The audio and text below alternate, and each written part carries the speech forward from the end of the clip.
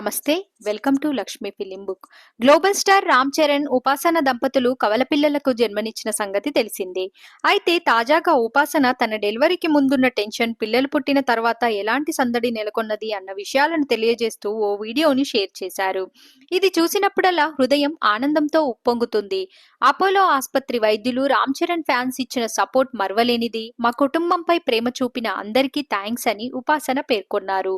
ఈ వీడియోలో డెలివరీ కోసం చేసిన ఏర్పాట్లు, ఆ సమయంలో రామ్ చరణ్ పక్కనే ఉండి ఇచ్చిన ధైర్యం నెటిజన్లను ఆకట్టుకున్నాయి.